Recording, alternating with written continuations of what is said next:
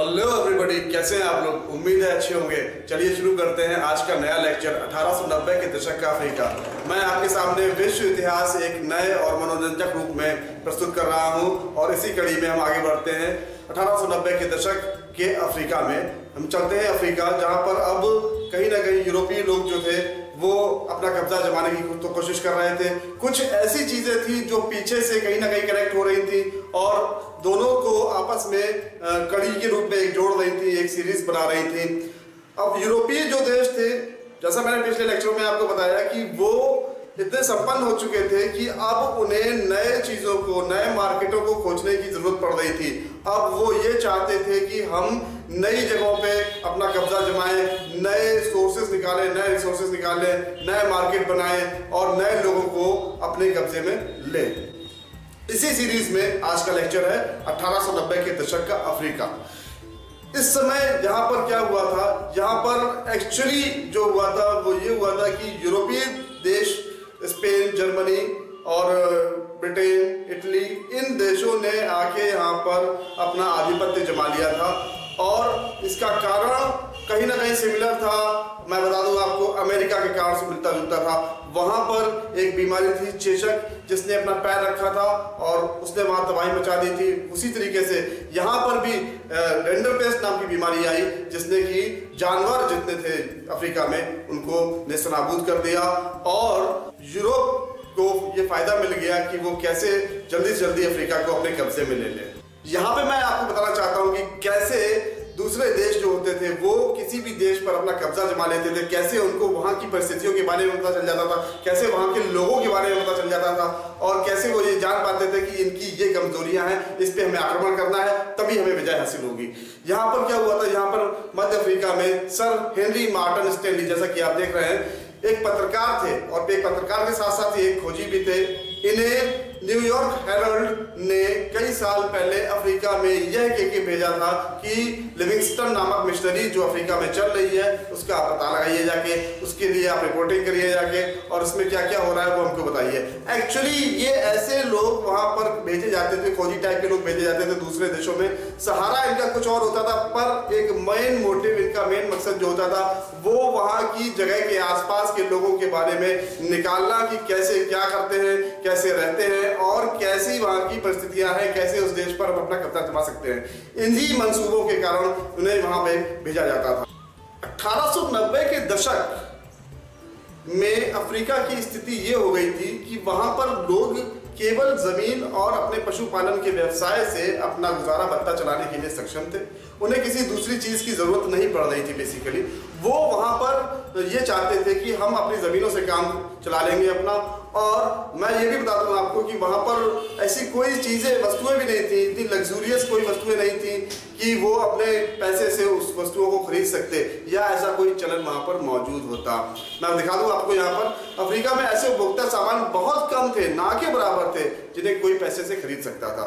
तो ये चीजें वहां पर थी। समझिएगा इस चीज को, एक अपने आप को एक माइंडसेट में डालिए जिससे कि आप उस परिस्थिति को वहां पर समझ सकें। अफ्रीका बहुत बड़ा महाद्वीप, बहुत सारी जमीन, बहुत सारे पशु और वहां के लोग जो थे वो केवल पशु और जमीन से अपना काम चला रहे थे। सर स्टैनली ने अफ्रीका से जाने के बाद, अफ्रीका से तो वो चले गए सब कुछ खोजबीन करके, उन्होंने वहां पर एक्चुअली क्या किया था बता दूं मैं आपको। वहां पर कुछ कबीलियाई लोगों के साथ लड़ाइयां भी लड़ी थी, उनके वर्चस्व में थोड़ी हेल्प की करी थी। भाई आसपास के लोगों का आपको अगर सिंपैथी लेनी है तो कहीं ना कहीं उनकी हेल्प भी करनी पड़ेगी, तभी आप उनके बारे में जान पाएंगे। यही काम किया था सर हेनरी मार्टिन स्टैनली ने। इन्होंने वहां पे पहले लोगों से जानकारी इकट्ठी करी, उसका एक नक्शा बनाया, नक्शा उठा के उन्होंने यूरोपियन कंट्रीज को दे दिया।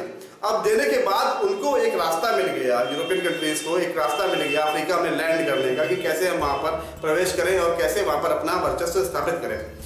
19वीं सदी के अंत में यूरोपीय शक्तियां जो थी उन्हें दिख रहा था कि अफ्रीका महाद्वीप एक अनछुआ महाद्वीप है, वहां पर कभी तक कोई नहीं गया और वहां पर खदानें बहुत सारी थी, वहां पे बहुत सारे मिनरल्स थे, बहुत सारे ऐसे मेटल्स थे जो कि उनके लिए बहुत ज्यादा उपयोगी थे और बहुत ज्यादा लाभकारी सिद्ध हो सकते थे। क्योंकि इस समय वर्ल्ड जो था, विश्व जो था, खासतौर से यूरोप जो था वो पहुंच गया था औद्योगिकरण की स्थिति में। वहां पर औद्योगिकरण भरपूर तेजी से स्टार्ट हो गया था। तो यूरोपीय लोग अफ्रीका में बागवानी, खेती और खदानों का दोहन करना चाहते थे। वहाँ पर बहुत सारे बागान थे। मैंने लास्ट लेक्चर में भी आपको बताया कि यहाँ पे श्रम का प्रवाह स्टार्ट हो गया था।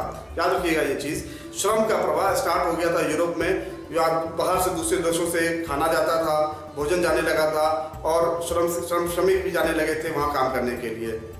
तो यहाँ पर बहुत सारी चीज़ें चेंज हो रही थी और जैसे जैसे चेंज हो रही थी वैसे वैसे विश्व का एक नया रूप सबके सामने आ रहा था।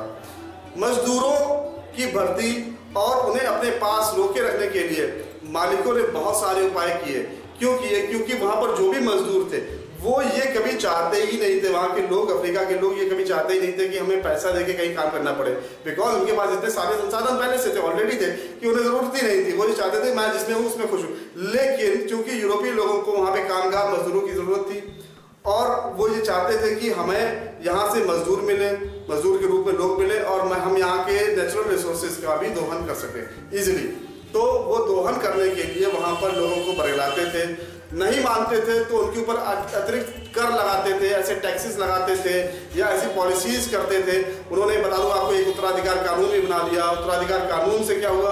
उत्तराधिकार कानून से ये हुआ कि केवल परिवार में एक ही व्यक्ति को संपत्ति का उत्तराधिकार था, जिससे कि बाकी जो लोग थे परिवार के वो कहीं ना कहीं मिलों में या कारखानों में जाके मजदूरी करने पे मजबूर हों।